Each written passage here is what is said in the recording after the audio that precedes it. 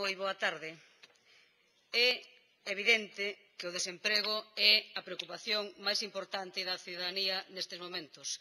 Dío a enquisa do CIS, publicada a semana pasada, tamén di que despois do desemprego, moi de cerca lle sigue a preocupación pola corrupción.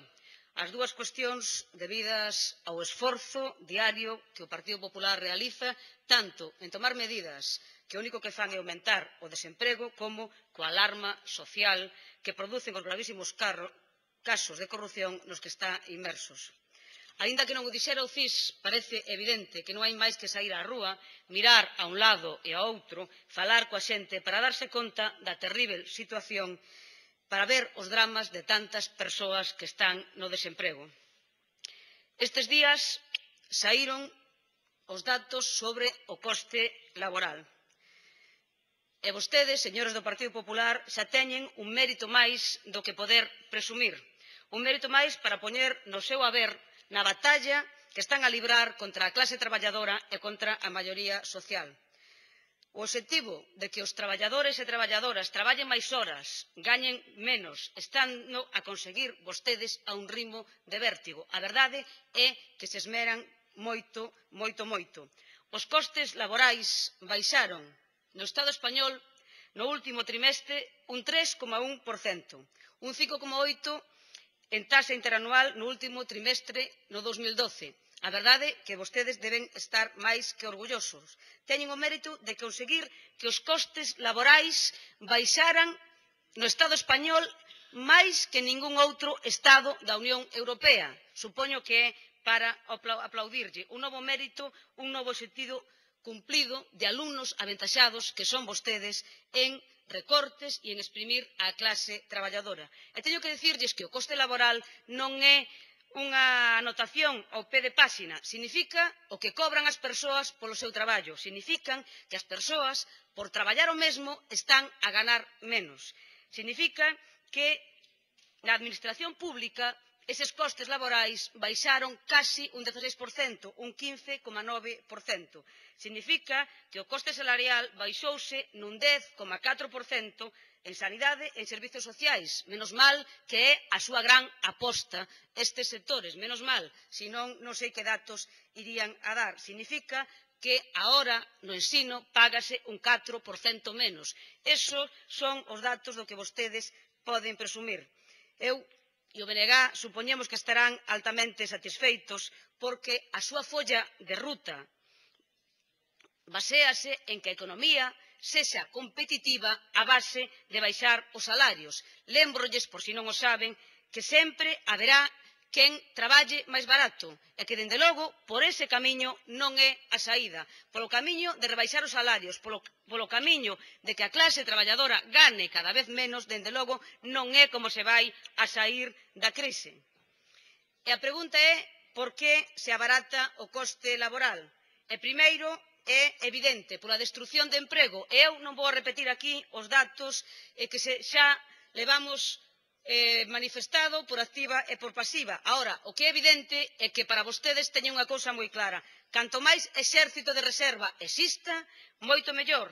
Mais aceptación de condicións precarias, máis de 5 millóns de parados no Estado español e en Galiza chegando aos 300.000 é o que vostedes consideran que son elementos de competitividade.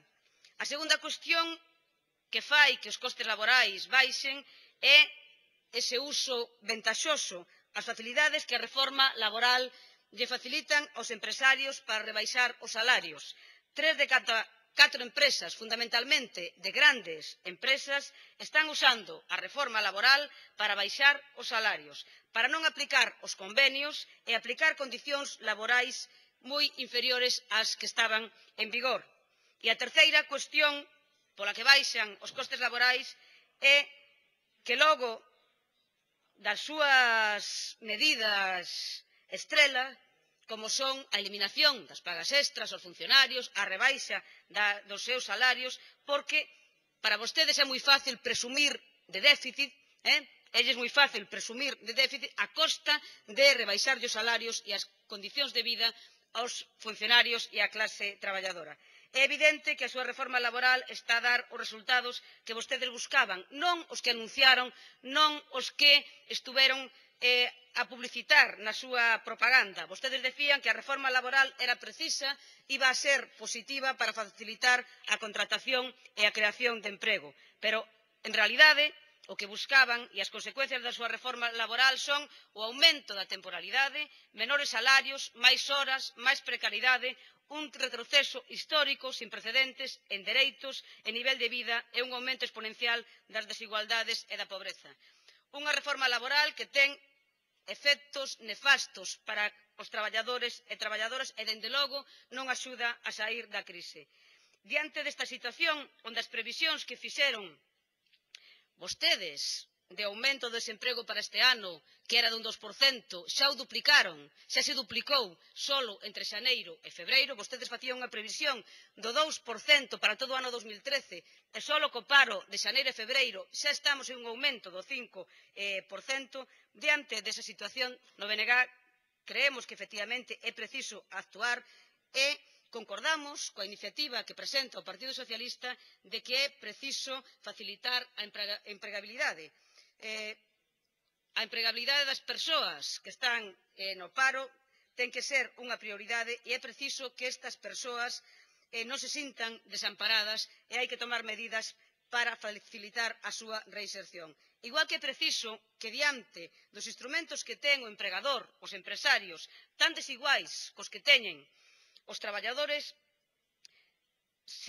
e evidentemente aumentados pola reforma laboral, sexa preciso que por parte da Administración se dispoña de todos os mecanismos para mitigar esa desigualdade. É preciso actuar con contundencia por parte da Inspección de Traballo para non permitir o fraude de que se contrate por 4 horas e se traballen 10. Desde o BNG creemos que é preciso que os contratos de formación sexan eso, contratos de formación para formar traballadores e non man de obra barata. Tamén consideramos que é preciso actuar para que esta crise non se siga a convertir na precarización de máis mulleres, que non signifique a consolidación de que a igual traballo, diferente salario, e esa sigue, desgraciadamente, a ser unha realidade no noso país, que a igual traballo as mulleres siguen a cobrar menos. Mais consideramos que é fundamental actuar alí onde están os problemas. É preciso levar a cabo actuación nas comarcas con maior desemprego. Hai que actuar nas comarcas de Galiza onde as cifras do paro están a incrementarse dun xeito inasumível e no BNG creemos que é preciso actuacións contundentes e urxentes xusto en estes territorios. E por iso presentamos esta emenda a esta iniciativa do Partido Socialista, porque, estando de acordo co fondo da moción presentada, creemos que a crudeza da situación obriga á concreción destas actuacións e creemos que non é posible crear emprego, non é posible actuar sobre o desemprego se non se aposta polos sectores productivos básicos. Os pactos, os plans, consellos polo emprego non están a cubrir a teórica función pola que foron creados. Teóricos órganos consultivos, de participación, de asesoramento, que non se verifican de utilidade. Xa creemos no BNG que non é tempo de avaliar o desemprego nin de diagnosticar, senón poñer en marcha auténticas políticas activas de desemprego. Nós non nos resignamos a ese papel que nos teñen adxudicados onde a decisión é o desmantelamento dos nosos sectores productivos. E creemos que é preciso facer plans específicos nas comarcas con especial incidencia e onde os sectores productivos básicos están a pasar unha crise especial. Creemos que o sector do mar, o sector da conserva, a lousa, a pedra, o leite, o sector naval, que xa se trouxo a esta Cámara por activa e por pasiva, creemos que é preciso uns plans específicos para esta comarca. Dende logo no BNG estamos convencidos que a imaxe dos luns ao sol non pode ser o futuro que lle ofrezamos ás homes e mulleres destas comarcas, senón que hai que facer auténticas políticas activas de emprego. É evidente que con propaganda, é evidente que con simple decir que se fai, pero logo non facer nada, non é a solución. Por iso presentamos esta emenda á proposición que, se non é aceptada, absterémonos, pero que, no fondo da cuestión, sí coincidimos porque realmente en este momento hai dúas cuestións. Non deixar desamparados, nin siquera sin cuidados paliativos, as persoas que están no desemprego. Hai que actuar mediante a Inspección de Traballo para que as armas que a reforma laboral puxo en mans da patronal, dende logo, non se efectivicen ca crudeza que están a facer, pero, dende logo, o que hai que actuar é onde se pode crear emprego. E, dende logo, no BNG, estamos convencidos que hai que crear emprego ali onde podemos facelo, que é nos nosos sectores produtivos. Moitas gracias, señora Prado. Grupo Parlamentario